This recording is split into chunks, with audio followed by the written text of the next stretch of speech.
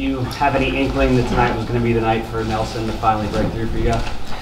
No, I didn't, Matt, but I'm very happy that you asked that question because no one, well, I can't say no one, but I can't think of a better person to be rewarded for this moment because he has worked so hard all year long. And I know there's been people out there that have said things and, you know, we get it. We're all pros. We understand the business that we're in. But for him to come through in such a critical moment is well-deserved. He carried the team on his back here, and I'm so happy for Nelson Valdez. So thanks for that question. Bosnina. Stefan Frei, I know that it's a team game, but Stefan Frei came up big. Stats say 7 saves. Well, okay, that's a number. Let's talk about the quality of the saves. Let's talk about that. You know, he kept us in the game because Peter had his team, he had his team ready to go, and Steph was the one that kept us in the game in the first half for sure. And it was the quality, not the quantity, but the quality of the saves. Larry. Brian, could you address the intensity of the game and the physicality? Was it above and beyond what you normally see in the playoffs? Well, I think the game against RSL was intense, but playoffs are just a little bit different. It's one level higher, and they came out to play. We were ready to play. Some good moments in the game, soccer-wise, if you're a soccer purist. I mean, there were some good attacking movements, some great defending, some resilient defending, some resilient play. So, yeah, I think overall the level of the game was indicative of a true playoff match. Michelle. Coach, obviously this group believes that they deserve to be in the playoffs, and their confidence has been building over the last couple of months, especially going into the playoffs with the win on Sunday. But what does this kind of exclamation point win do for the squad as you get ready for the semifinals? Well, it really just makes my job a little bit easier, Michelle. They truly do believe. I don't have to say anything. Ante, Jimmy, we don't have to say much because they really believe. So our job for Sunday will just, you know, make sure that we have a good game plan for Dallas. That squad, they were so happy for Nelson. They were so happy for Steph that they are, you know, carrying themselves. We as coaches, you know, we could say anything and they'd still go out and try and win games. Tim. Brian, what was the breakdown in the first half that was giving them their opportunities, and then what changed for you guys? Well, I think what they tried to do was, you know, they'd go on the first short pass. Like we'd play the ball out to Roman, and then Espinoza would come and press right away. And it was an effective tactic for them. It caught us a little bit off guard. So what we tried to do in the second half was find some more space to make sure we could get the ball past their first line of defense. And then once we were able to get past their first line of defense, then I think the game kind of opened up for us. But, you know, on both sides, Zuzi did the same thing. So they were just kind of waiting. They had Dwyer in the middle, and then as soon as a short ball came out wide, they pressed. Todd. Brian, you mentioned his hard work rate, but why else is Valdez so popular in your locker room? Well, his character, his never say die attitude. He's a winner. He's played in World Cups. The players respect him. The coaching staff respects him. I could go on. I mean, he's just a really, really good human being. Richard. Coach, the perseverance of your team was clear in the end and in the result. But when you're assessing this game, how do you balance that against the struggles that Sporting Kansas City gave you really up until you guys broke through at the end? Well, to Larry's point, it's a playoff game. And the game before that, RSL, might not have been our prettiest game either because, you know, the teams are fighting really hard.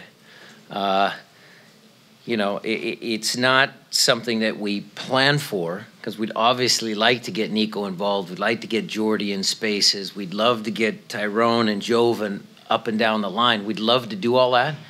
But teams are making it difficult for us because it's the playoffs. And so for us, it's just making sure we defend well and then take our chances when we have them. And I think that's the storyline for tonight. I mean, I think we defended well, starting with our goalkeeper, and then, you know, we took our one clear chance. Ryan. Coach, Benny had a really effective game tonight offensively and created a bunch of chances for them. Why do you think he was able to have so much success? And moving on from there, how do you sort of fix that, I guess you could say, heading into this weekend's match against FC Dallas? Well, he had a good game because he's a good player, and we don't have to fix it anymore because now we don't have to play against him. So that's number one. Number two, we will just, again, look at the tape. That's our normal job.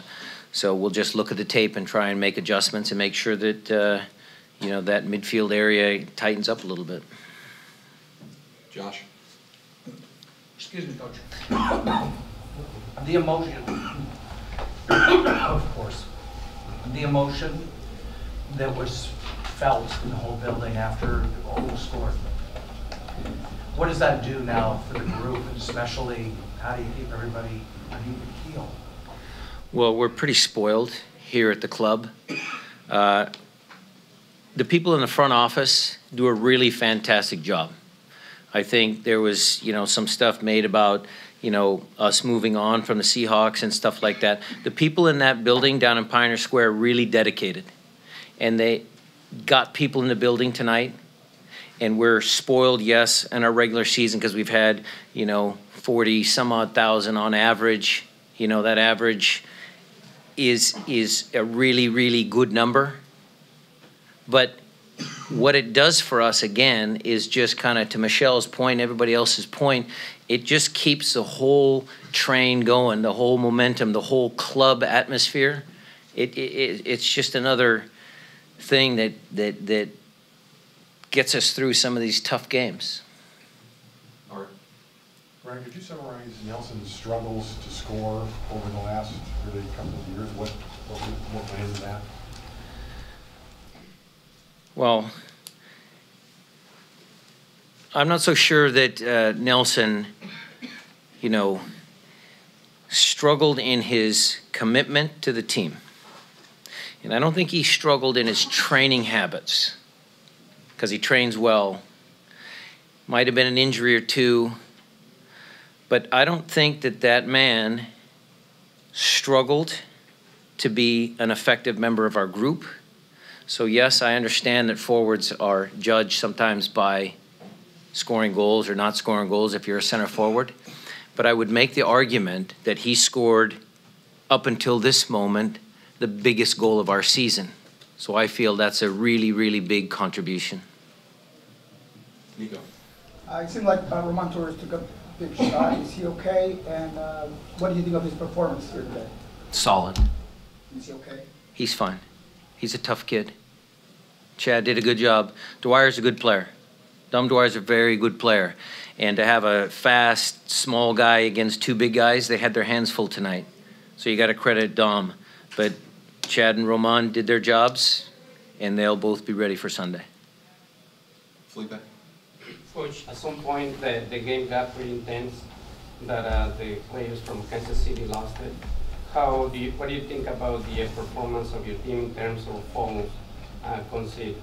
Thinking that sometimes Aussie is pretty intense too. Well, we have talked about that pretty consistently over the last couple of weeks. And Aussie kept his cool for most of the game. I think our team handled the pressure of the game fairly well. And we're just going to continue to do that because we know, we understand that we can't afford to have any silly, you know, red cards or anything which would hurt the team. We understand that very clearly. Jackson.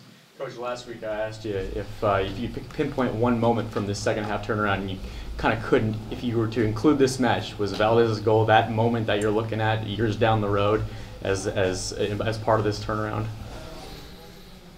I can't answer that because we're not done yet. A few follow-ups, guys. Ryan. Coach, I noticed you had a somewhat long exchange with Peter at the end. Do you mind commenting on sort of the back and forth that you guys may have had? Because he, especially in his TV hits after, did not seem to be too happy with the officials. He's a good coach. I respect what he does. It's not easy, and I just congratulated him. You know, I mean, what do you say? I mean, there's not really any words that he's gonna, I mean, not many words I can say that make him feel any better. Matt. He'll just continue to work hard and be a good locker room guy, but have you seen his goal drought weigh on him mentally over this season? No, not one iota. He keeps bugging me for more playing time, and now he might get that. A couple more. Michelle. Familiar foe in FC Dallas. Your initial thoughts on knowing you're facing them next?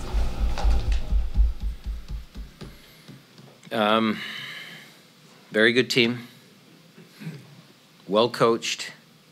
My friend Fernando Clavillo is the technical director there, so there's a lot of history between Fernando and I, so we will look forward to it.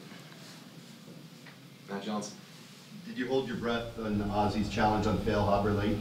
And what was your reaction as you waited, and your thought process as you waited for Elfat's decision? It's out of my control. Control the controllables. That sort of stuff is out of our control. So we choose not to dwell on it. Final two, Andrew Hardy. Coach, after the RSL game, you said that one of the things you wanted to focus on was keeping possession better. Do you feel the team accomplished that tonight, and how so?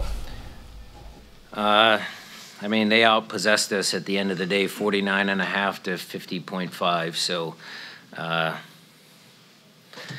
it's a work in progress. I'm not completely happy about the possession part of the game, but at the end, we won, so we're moving forward. And we'll address it tomorrow. We've got 180 minutes, so we'll try and solve it by then. Last one, Richard Furlan. Coach, each level the team reaches at this point is a new personal high for you in your coaching career. Can you talk to us a little bit about what you're feeling personally after tonight's victory? I'm feeling very proud of the guys in that room. They deserve all the credit, all the accolades. They're the ones that do the hard work day in and day out, and they're the ones that believe that they can win games.